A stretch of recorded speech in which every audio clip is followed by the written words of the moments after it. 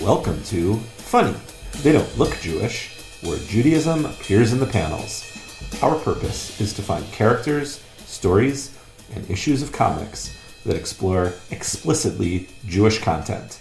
I'm Henry Bernstein. And I'm Brandon Bernstein. No relation.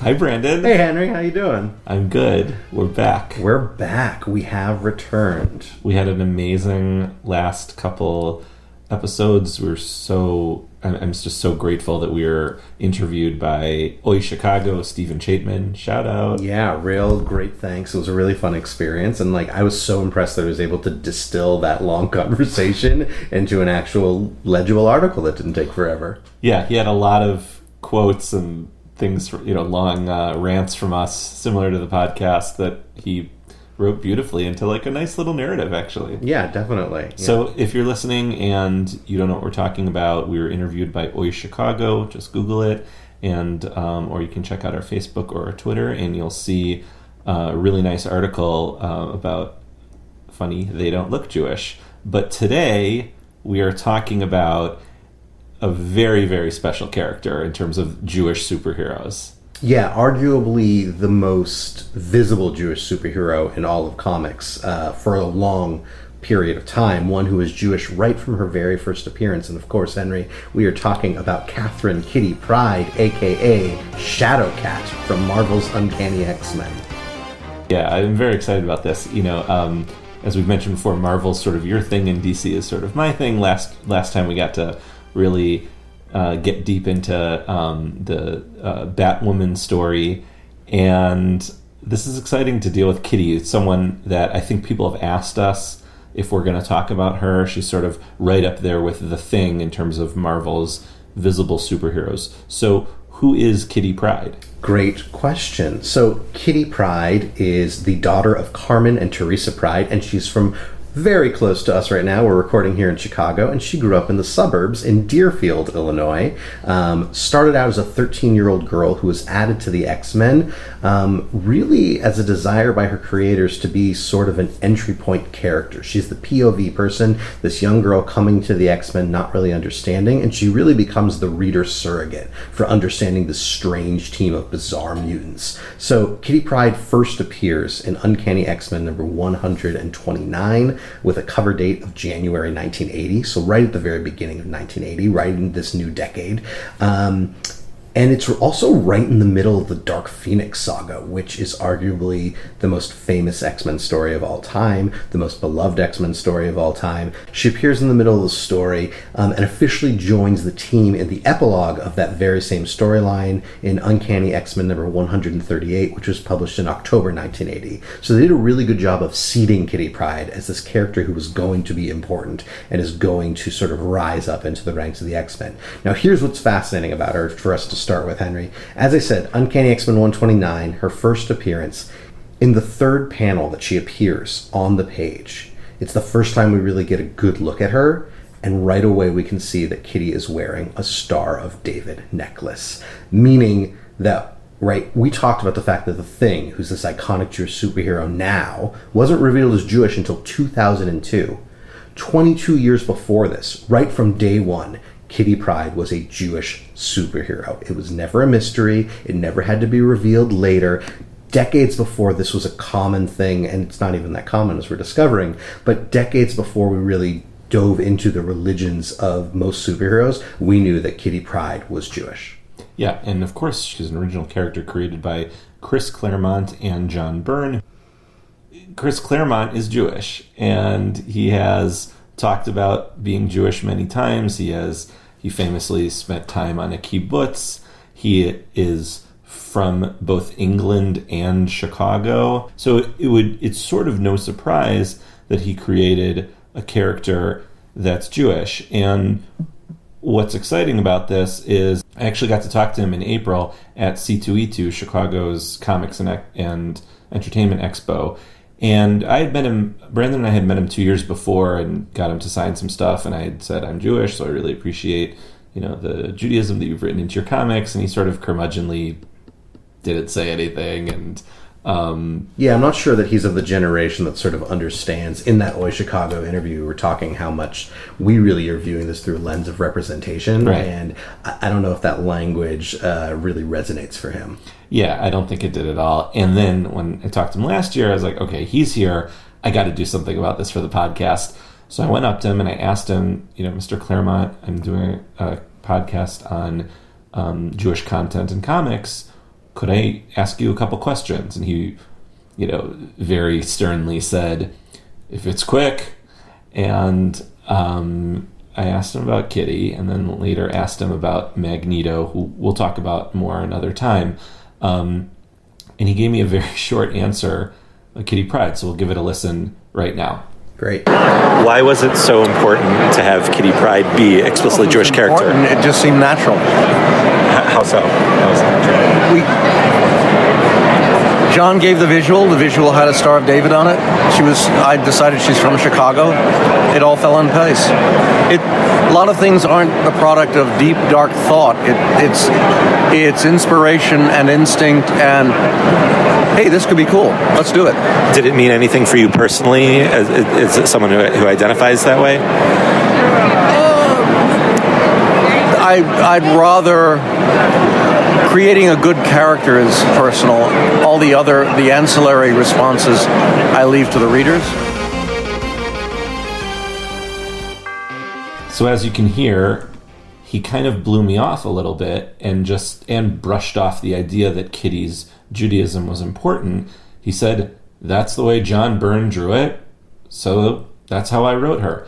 And I'm just dubious of this, and I'll tell you why.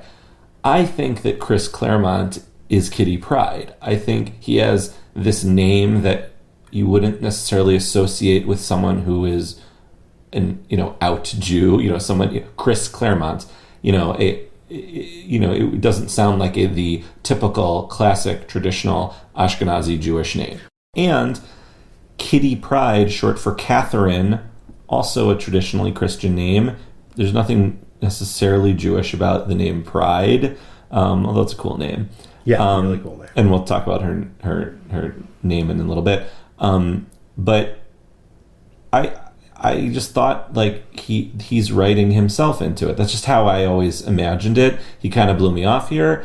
But I don't know, Brandon, what do you think about that? Well, a couple things I wanted to be able to say about that. One is I don't fully know if he's blowing you off so much as he's looking at it from this different lens, right? Like for him, she's Jewish. That happens to be who she is. I don't think he's recognizing the importance or how that would resonate with fans, but I agree with you. I think in a way he's just writing himself, and I don't know if he's, we always have a hard time sort of recognizing ourselves from the outside and sort of being able to get a sense of who we are. And so maybe he doesn't even realize the centrality of Jewishness to his own, not centrality, but the impact his own Jewishness has on him. But I did want to point out something very important, Henry. It's actually not blowing you off when he says that's just the way John drew her. I did a little bit of researching, as I always love to do, and I actually found on a Tumblr fan site called johnbyrnedraws, and I actually found confirmation in numerous other forums online where John is himself posting and talking about this. I found the following quote directly from John Byrne, so I'm going to read it to you. Kitty, as many of you probably already know, became Jewish almost accidentally. My model for the character was how I pictured a young Sigourney Weaver. But down the hall in my apartment building at the time lived a friend whose sister bore a strong resemblance to Kitty. Although she was not Jewish herself, the sister wore a Star of David on a chain around her neck, it having been given to her by her Jewish boyfriend. Kitty somehow looked wrong without that necklace, so I added it to my final drawings in her first appearance. This made her Jewish, of course, since there would be no other reason for her to be wearing it in the context of the character. Oh my God. Wow. I mean, the way in which Chris spoke to me, I thought for sure he was just blowing me off and annoyed by the question even. And that's amazing. Okay, so I'm not saying I was calling him a liar, but right. I am surprised that it was John Burns who is not Jewish. that image was in his head. That's so interesting. Yeah, I mean, I think I love the fact that the two of them are clearly collaborating and have the same memory of what went on. It's like John drew it this way, and I don't know why, he just did, and then John dives into it. Yeah, I think it's fascinating that John's like, she just didn't look right without it because she looks so much like the sister of this person who lived down the hall from me. It's such a funny, like, 6 degrees, 7 degrees of separation sort of thing, but it's this happy little accident of sorts that ended up giving us this iconic Jewish character. Yeah, well, I guess, do I owe Mr. Claremont an apology then for doubting him? Sorry. Claremont, if you're listening, we apologize. Yeah, but thank you for speaking to me. I do appreciate that. Definitely. I also want to point out what's interesting that came in. He said he based her on a young Sigourney Weaver, and I want to bring that up. It's very important. It's going to be a good segue into our first issue that we're covering, because Sigourney Weaver, of course, is famous for starring in the movie Alien. And the first issue we're going to be reviewing really seems like Chris Claremont's take on Alien. Now, we're not talking about the Brood, which are this alien race clearly based on them. We're talking about Uncanny X-Men number 143, published in 1981 with the title Demon. Henry, let's review who put this issue together. Sure. Uncanny X-Men, number 143, 1981. Demon, written by Chris Claremont and John Byrne. Penciled by John Byrne. Inked by Terry Austin. Colored by Glynis Oliver. Lettered by Rick Parker and Tom Orzechowski. And edited by Louise Jones, who will later go on to do other X titles under the name Louise Simonson, who wrote Superman the Man of Steel during the 90s, and just a longtime collaborator of Chris Claremont and famous comic book writer, amazing, brilliant person. Yeah, she's really fantastic. And like, it holds this sort of special place in history as being the last collaboration on X-Men of Claremont and Byrne. And basically we're following Kitty Pryde on a night alone in the X Mansion on what turns out to be Christmas Eve. Of course, right? Where else would you be other than alone at home on Christmas Eve? So let's go into the issue a little bit. We don't need to spend too much time in it, but basically the X-Men are all getting ready to go out for a lovely Christmas Eve, and there's this really weird incident where basically Wolverine attacks Nightcrawler over a misunderstanding, and everyone's trying to calm down. And so Kitty Pryde, trying to lighten the mood, on page 6, holds some mistletoe over Colossus's head and winds up kissing him and saying, "Merry Christmas, sexy." Of course, Colossus turns red. But, you know, I want to bring this up to be able to show that clearly Kitty, despite growing up in Deerfield, which is a very Jewish suburb, has a comfort and a relaxed sense around Christian celebrations, around Christian holidays. She's not celebrating it herself, but she clearly has no problem participating in certain rituals like the mistletoe. Once all the X-Men leave, on page 8, we get Kitty thinking to herself. She's so relieved everyone's left, and all of a sudden she finds herself doubting it. Like, what am I saying? I've never spent Hanukkah away from home before. I wonder how mom and dad are doing. And so, right, it's this very sweet thing. 13-year-old girl who doesn't know what it means to celebrate a holiday on her own. Now, I want to bring up, this issue has a publication date of March 1981. So it's weird because it's a Christmas issue that came out in March. And even if it's just the cover date, that means it came out in January. So this very clearly did not actually come out during Christmas time. And I wanted to do a little bit of looking. Christmas Eve 1980, the Christmas that just had passed before this issue was published, corresponds to the 18th of Tevet in the Hebrew calendar, meaning Hanukkah and Christmas did not overlap that year. However, if this is meant to be a peek forward at Christmas 1981, Christmas Eve 1981 indeed corresponds to the 29th of Kislev, which falls during Hanukkah. So we're going to assume that Claremont and Byrne were looking forward and are showing us this evening where it's both Hanukkah and Christmas Eve. And of course, at the end of the issue, on page 21, after Kitty has defeated the Ngare demon that attacks the mansion and gives Kitty quite the surprise and quite the shock, her parents, Carmen and Theresa, show up with the rest of the X-Men late at night and respond to Xavier and say, "Our visit, your special Hanukkah surprise, is as much a gift to us as to her." They're so relieved to be able to celebrate Hanukkah with Kitty again. I want to first say, this will come as no surprise to listeners who have listened to previous episodes when there's a Christmas thing, but the cover annoys me. That, you know, listen, of course the intention of the issue isn't so that 30 years later two Jewish boys will be excited that there is a Jewish content in comics, but it's always Christmas.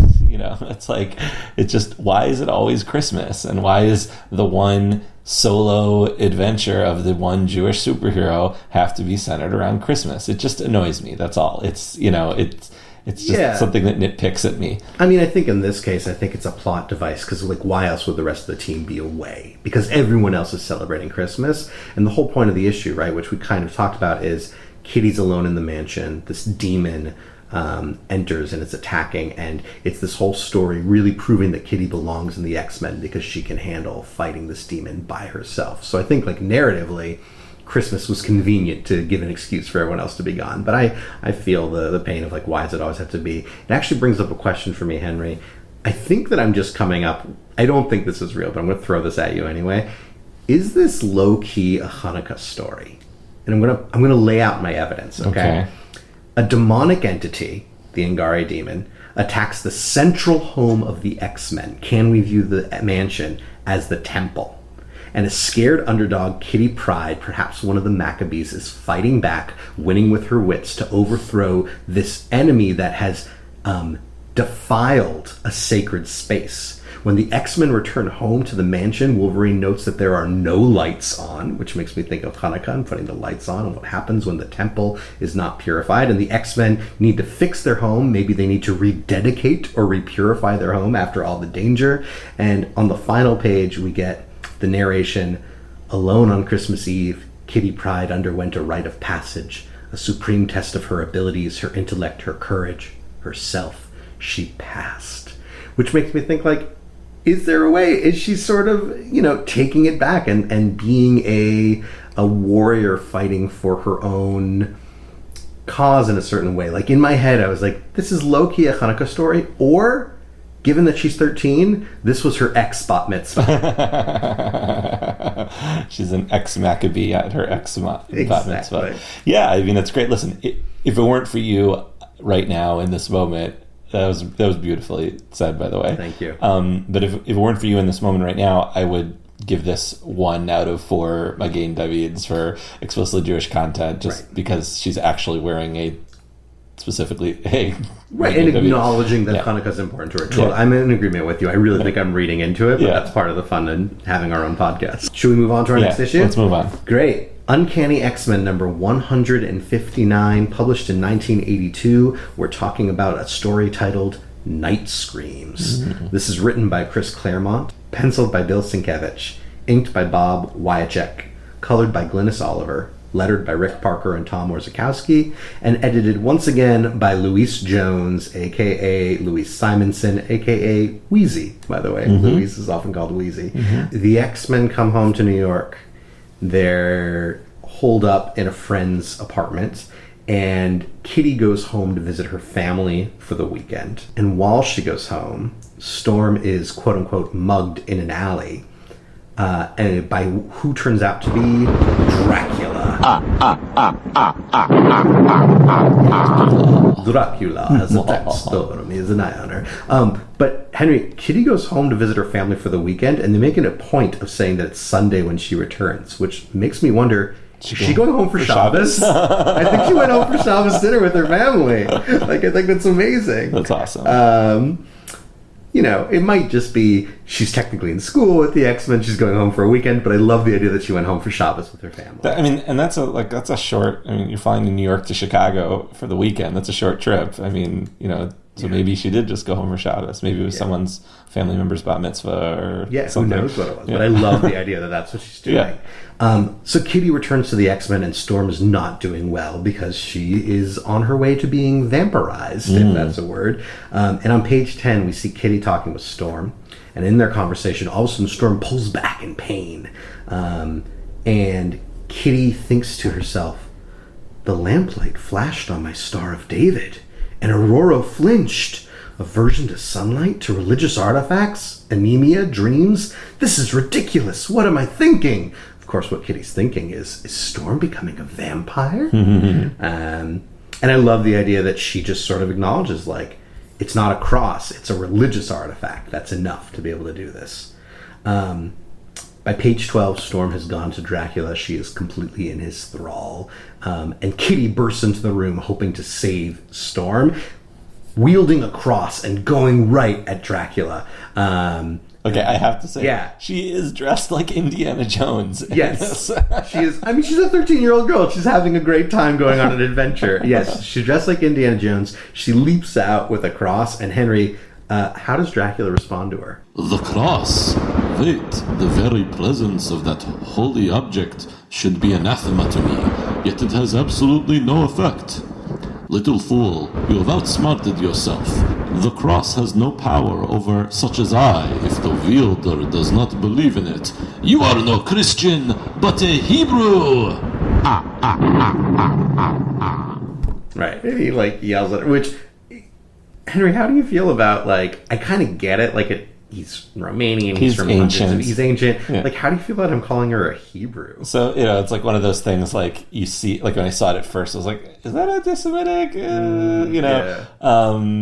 But I think in the context, it's not, and since we know it's written by Claremont, so it's okay. But yeah, it did kind of twinge me at first, the first time I read it, but I love that. You are no Christian, but a Hebrew. Right, you can't possibly do this.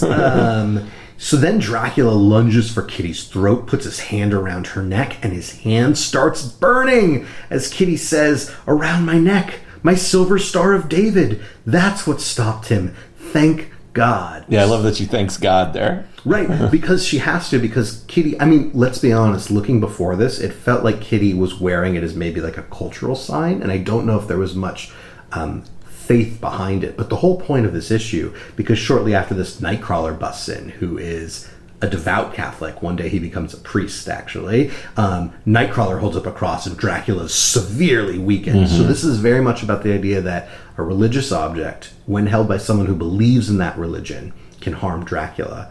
And that works. So Kitty is not just culturally Jewish, according to this. Kitty is, in some ways, religiously believing in some higher deity, thanking God, actively Jewish, and Baruch stopping Hashem. Dracula with that. Yeah. Baruch Hashem. Which is an interesting take, this being, again, 1982, because 3 years earlier, we saw a movie. I read this, and I couldn't help but think of this movie. I think I introduced it to you, Henry. There's this really great 1979 horror comedy called Love at First Bite that is this parody movie of Dracula, and it's directed by Stan Dragoti, starring George Hamilton as Dracula. Dracula sets his sight on Cindy Sondheim, who is played by Susan St. James, and of course Cindy is dating a Jeffrey Rosenberg, played by Richard Benjamin.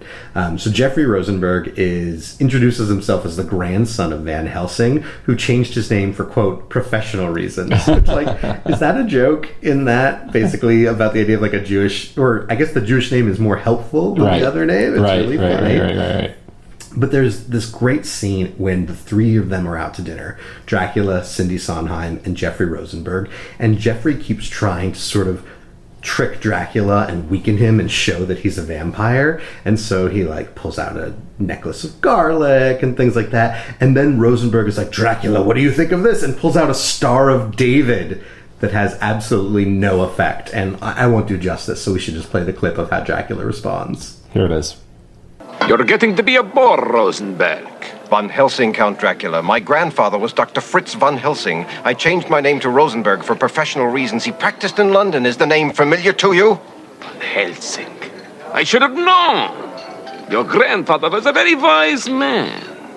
But unfortunately for him, I was wiser. Yes, but the race goes on, What Count. the hell are you men talking about? Are you stoned, Jeffrey? Did you sneak a joint out of my purse? Let him continue. It's most amusing. You won't find this amusing, Count. But have you there some wolfbane? Something more powerful than wolfbane. Well, Count, what do you say to that? I would say leave Cindy alone and find yourself a nice Jewish girl, Doctor. Shit. It's the other one, isn't it? That's great. I love it. Thank you for introducing me to that. I've never heard that. I've seen that movie before, but it reminds me of Dracula Dead and Loving It. Yeah, exactly. That kind of feel and that kind of very silliness. And we're both Buffy fans, so it's we have a soft spot in our heart for versions of Dracula. Definitely. And I would argue that I have a soft spot in my heart for basically the occult, the weird, the horrific, this kind of stuff, which made me want to look into a bit. Henry, let's just talk very briefly about vampires in Judaism, because believe it or not, even though they're usually a Christian thing, they do exist in Judaism. There's this medieval book called Sefer Hasidim, or the Book of the Pious Ones. And in Sefer Hasidim 464, it gives this story that I just want to read to you really quickly. Not going to read the Hebrew, I'll read a translation. The story says, "There was once a woman that was a stria and was very sick, and there were two women with her at night, one sleeping and one awake. And that same sick woman stood before her and crackled her hair and wanted to fly and wanted to suck the blood of the sleeping woman." Right? So I'm going to pause from reading for a sec. This stria, this sick woman who seems to be sick, seems to be a vampire because she wants to fly and she wants to suck the blood of the sleeping woman. The text continues, "And the one that was awake woke up the one who was asleep, and they grabbed the stria. And the one that slept, slept more, and the one that was awake did not sleep. And since she couldn't do harm, the stria died, because she had needed that which comes from the blood to swallow the blood and the flesh." So it's just this weird story that's suddenly appearing in this book that clearly seems to be showing that, like, vampires are a thing in Judaism. Wow. I always wondered, like, the connection there, if there was a connection there. I guess there's precedent for that, so that's interesting. Yeah, I think just Jews are always influenced by their surrounding cultures. So in, like, medieval Ashkenaz, right, meaning that we're talking about medieval France and Germany surrounded by Christian and Catholic conceptions, if mainstream society was worried about these vampires, then I'm not surprised that these medieval pious rabbis also were concerned about vampires. Right, maybe this is for another time, or another podcast, but, I don't know, Vlad the Impaler, upon whom Dracula is based, I wonder, what his connections were to Jewish communities or anything like that, Yeah, that'd be interesting to look into and to see, like, was there a Jewish community around where that story came? Right. Was he a sort of, not a Cossack, but something similar, like running pogroms against Jewish people? Who Possible. knows? Yeah. So, shall we look at our next issue? Yeah, that sounds great. Next issue is Uncanny X-Men number 199, 1985. The Spiral Path, written by Chris Claremont, penciled by John Romita Jr., JR, inked by Dan Green, colored by Glynis Oliver, lettered by Rick Parker and Tom Orzechowski, and edited by Ann Nocenti. Yeah, who's also a wonderful writer in and of her own right. Really? Yeah, Ann Nocenti goes on to write some interesting Daredevil stuff. I think she's written a few X-Men pieces also, mostly, if I'm recalling correctly, some long shot stuff. Yeah. But anyway, so we're in the Spiral Path, and we come upon this really fascinating bit of story on page 13. Most of the issue is completely unrelated to this, so we're not going to touch on it. But on page 13, we find ourselves in Washington, D.C., and specifically at the National Holocaust Memorial. I found myself wondering just what they mean by this, because I did a little peeking around, and I found out that the United States Holocaust Memorial Museum, of course, Congress voted to establish it in 1980, and this is 1985, so you'd think it'd be around, but this museum didn't actually open up to the public until April 22nd, 1993. Right. So, Henry, do you have any idea what it is, what this memorial is? So funny. I looked up the same thing because I had this memory of being in middle school around the time when I was reading a lot of comics, but when they opened up the famous museum in D.C., and I remember President Clinton and, inaugurating it. And so I'm wondering what this National Holocaust Memorial is, as they call it in the issue. There must have been a Holocaust museum in D.C. maybe, and maybe it was called the National Holocaust Memorial, but I don't know. Right, or I think probably in the space where the museum opened up before the museum was fully built, they just had a memorial, and that memorial became, because it is the United States Holocaust Memorial Museum. So I imagine before it opened as an actual museum, it was probably just a memorial, and there was a space where people could gather. That's the best I could guess. If other folks out there know more information about what was there in D.C. before the National Holocaust Museum that we know of today, we'd love to hear. Tweet us, Facebook us, Yeah, email definitely. So we're on page 13 of this comic, and once we go in, we see somebody who's at a microphone saying, "We are gathered on this Remembrance Day to honor those who endured a horror unlike any ever experienced in human history, the systematic, institutionalized extermination of one people by another." And Henry, I found myself asking, well, what day do they mean when they say on this day? So my first thought was, given this is in the United States, maybe this is International Holocaust Remembrance Day. Now, Which is different than Yom HaShoah. Yeah, I'm going to get into all of this, don't worry. So International Holocaust Remembrance Day, January 27th, the date chosen because that's when the Soviet Army liberated Auschwitz-Birkenau. But that day was not designated until November 1st, 2005 by UN General Assembly Resolution 60/7. So can't be International Holocaust Remembrance Day. It's beating it by 2 decades. So my second thought was, this must be Yom HaShoah, which is the Jewish or Israeli Holocaust Remembrance Day. It occurs every year on the 27th of Nisan, which is roughly in April or May, depending on the year. It was established April 8th, 1959 by the Knesset in Israel. However, I don't think that the U.S. would really care about the Israeli day. So I found out that most likely this is a day that no longer exists or is much less observed.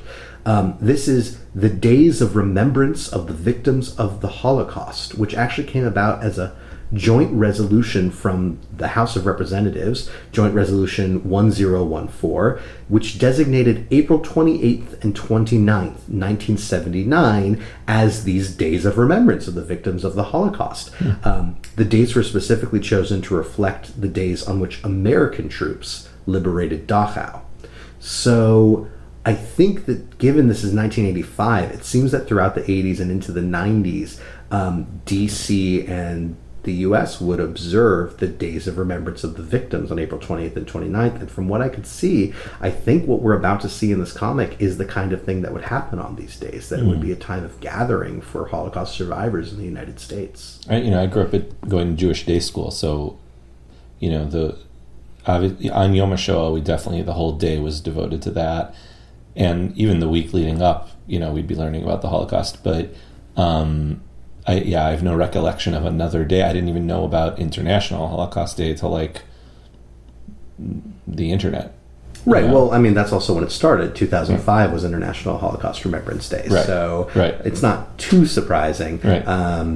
But apparently we have this gathering that used to exist. It seems to either not be observed anymore, which is not surprising given that there's an International Day of Observance and there is a particularly Jewish Day of Observance. Right. But there used to be this American Day of Observance. And Kitty Pryde is there not alone, but with another Jewish X-Man, who we'll cover in a later episode. She's there with Magneto. Now, Magneto is infamously an X-Men villain who, in this point in time, is on his way towards redemption and really actually being a member of the team. And Kitty and Magneto, we didn't cover it, but there's an issue in Uncanny X-Men number 150. Magneto's attacking the team, and he almost kills Kitty Pryde, and he realizes that she's a young Jewish girl.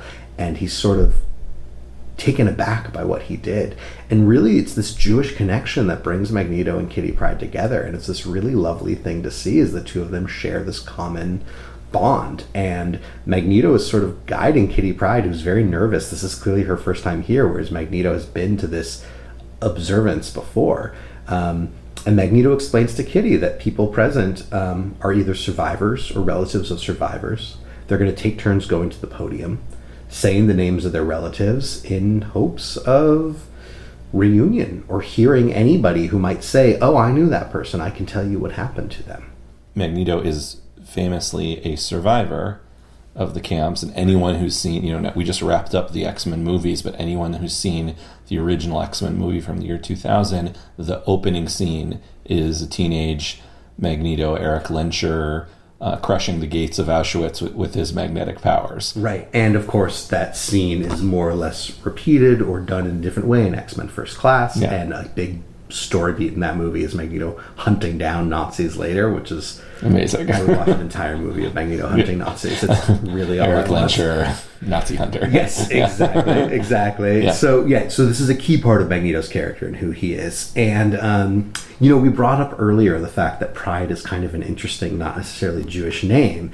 And at the bottom of this page, Kitty Pryde gets up and introduces herself as Catherine Pryde from Chicago, and she says the following: "I'm here for my grandfather, Samuel Prydeman. He wanted to be here more than anything, but he died last year. He had a sister, my great-aunt Chava. She lived in Warsaw before the war. He tried to find her, but there was no record anywhere. It was like she'd been erased, as if she'd never been." So much there. Yeah.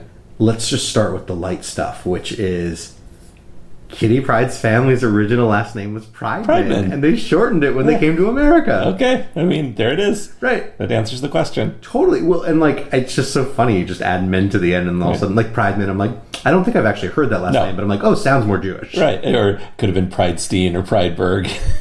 right, or whatever it would be. Yeah. But love the idea. Pridewitz. Catherine Pridewitz. Yeah. Right, so we've got this sort of Jewish last name now. And her great aunt lived in Warsaw before the war. Right. So it sounds like the Prydes escaped, or I guess the Prydes escaped. Yeah, or that side of the family must have come to America or escaped. Yeah. Now on page 14, Magneto basically asks, oh, do you have a photo of her? So, meaning they hadn't had a conversation about her relatives beforehand. No. It sounds like he's surprised about that and wants to know maybe there's a connection here, which is amazing. Right. I mean, I wrote this later. Basically, we're about to see a comic book version of Jewish geography. It's so great to be able to see. So Magneto asks, he's like, I knew a Chava, but her name was Chava Rosenoff, right? She wasn't Chava Prydeman.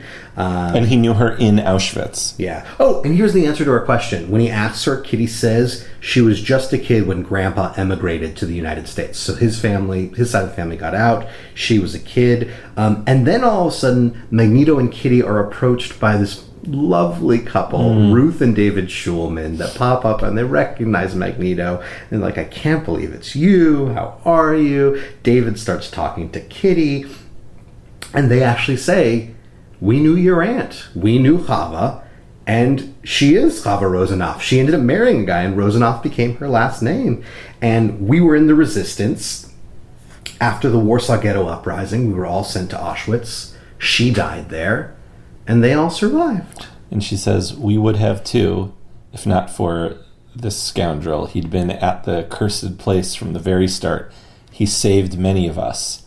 And then Magneto says, not enough, Ruth, which shows that he saved some folks in the camps, or in, before they went to the camps or after. I mean, he that scene that in X-Men, where he's crushed to the gates of Auschwitz, maybe it's not too far off. Maybe he actually used his powers to help fellow Jews in the camps. Yeah, it's incredible to think of.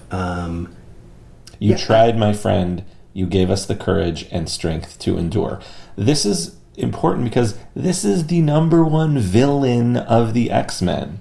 Right. The helmet is off. Right. The magnetic powers aren't present. They're irrelevant. This is just a human being and a Jew connecting with other Jew. And Kitty, who is getting to hear these things about Eric, this is a person who tried to kill her at one point. Right, and I think it's really important to stress that at this point in the ongoing X-Men narrative, Claremont is doing really hard work, as I mentioned, to redeem Magneto and to show that he's essentially going through a process of tshuva and of repentance and trying to become a better human being. So Claremont is very intentionally showing us Magneto's not all bad. In fact, he was a hero in the Holocaust, in the darkest time, arguably, of human history, at a point when there was no hope.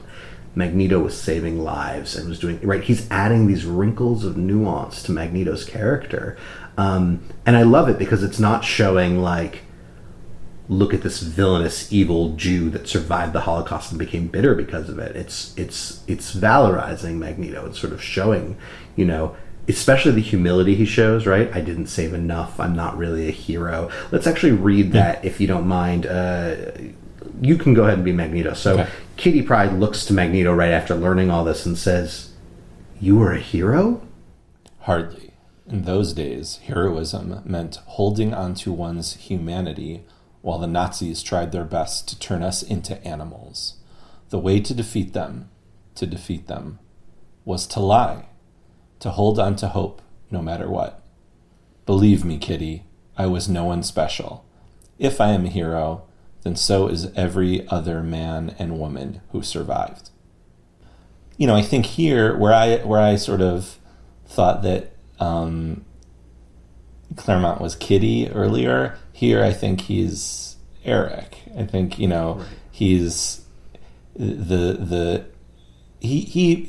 Chris Claremont was the one who made Magneto a complicated personality, a survivor of the Holocaust, and took him on the path towards redemption. And even just in this page that he's writing him, like you said, he's playing Jewish geography, you know, and he usually has such a cold metal, pun intended, exterior all the time.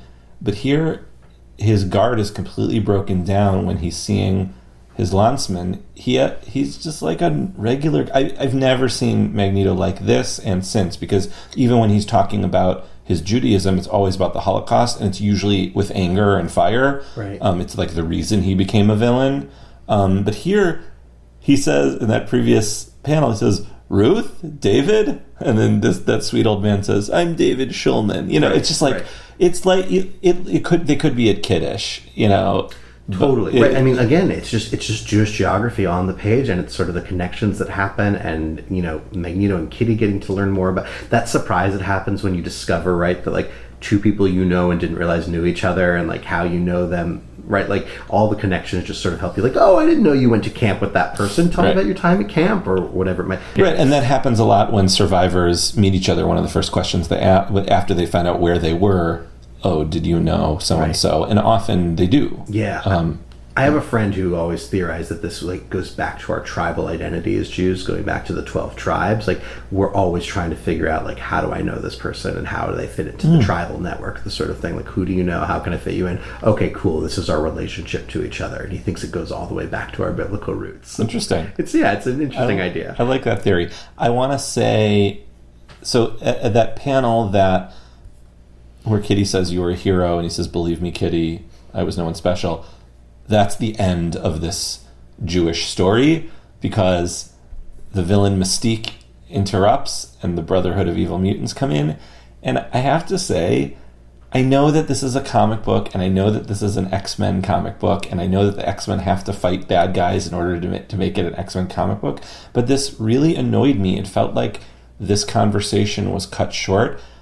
I feel like I needed one more page of this exploration of both the relationship between Kitty and Magneto through their Judaism, Magneto being human, and maybe it's good, maybe it left me wanting more, but it's not like we see this again. I mean, we see other stuff again, and you know, it's like annoyed me. Like I went, you know, in the next page, you know, then Magneto goes into full Magneto mode and starts fighting, and I was kind of like, no, I want more. I want to meet, you know, we met the Schulmans. Who else is there? You know, well, we actually. First of all, like, that's just what X-Men does. Like, part of the reason X-Men was so popular is because it was such a good blend of interpersonal dynamics, melodrama, and then the action scenes, right? And that's what it did best, was going back and forth.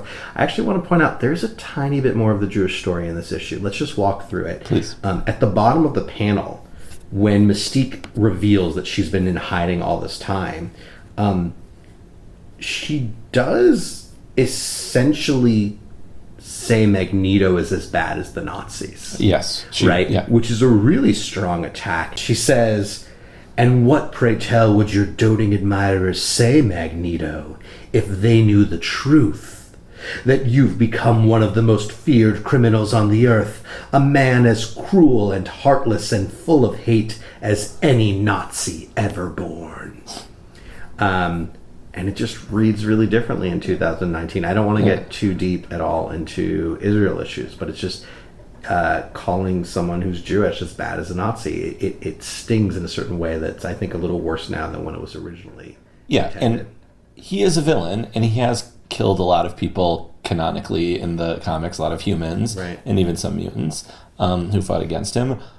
But in the context of the Holocaust, he is not a villain. Right. And that's what I think the point they're trying to make. So I think what it does is it makes Mystique more villainous in comparison to Magneto. It's like, they want to remind us that who Magneto was and is, but they still, he's not a villain in this story. Right. And again, I think Claremont, whether consciously or not, is really writing a story that's a model of tshuva and what it means to go back to who you were. Like, this is going to lead into the famous 200th issue of X-Men, where Magneto gets the trial of Magneto, where he's put on trial for his crimes, and he fully takes responsibility. And I think that taking responsibility and acknowledging I did wrong, that's a huge part of tshuva, and that's a huge part of becoming someone better.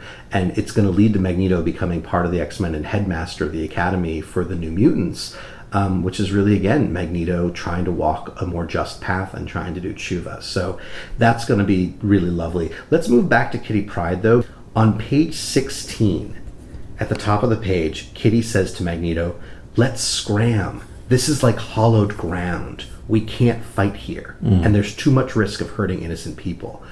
How often in comic books they constantly ignore collateral damage and what's going to get destroyed. And here's Kitty being like, this is a Holocaust memorial. We can't fight here. This is like sacred ground, which this is also where I really hear Claremont coming through. The Holocaust is clearly a topic that Claremont views with a sort of hushed voice, not like a sense of this is really sacred, important stuff, right? We're remembering this. And it goes a little bit further. On page 17, the X-Men come to save, and Colossus bursts through the door. What does Kitty say? "Colossus, why didn't you let me phase you inside? We don't want to wreck the memorial."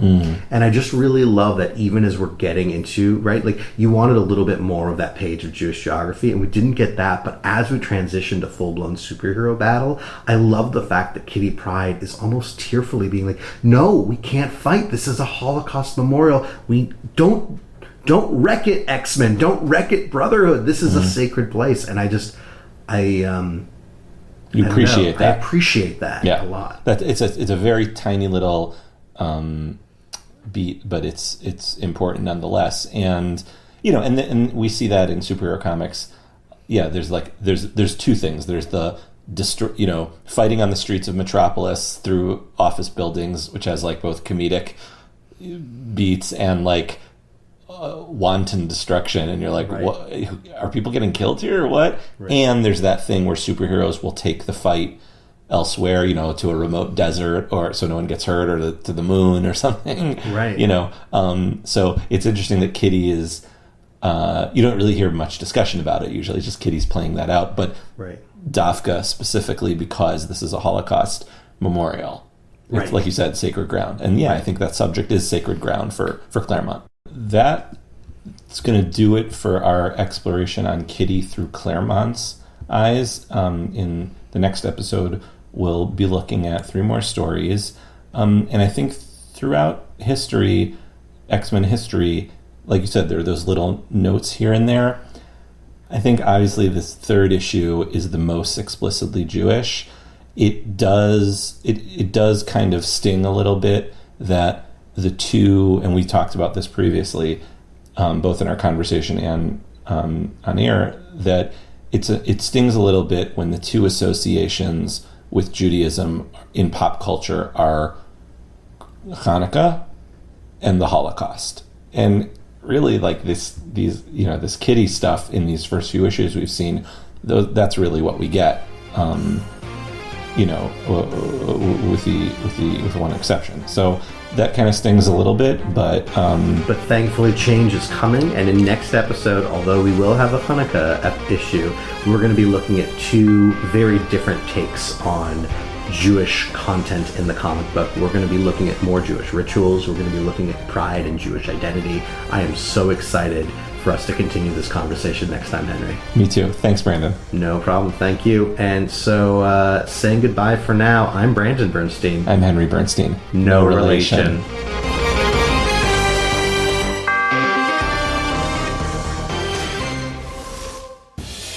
can follow us on Twitter at JewishComicsPod, on Facebook at facebook.com/JewishComicsPod, or you can email us at jewishcomicspodcast@gmail.com.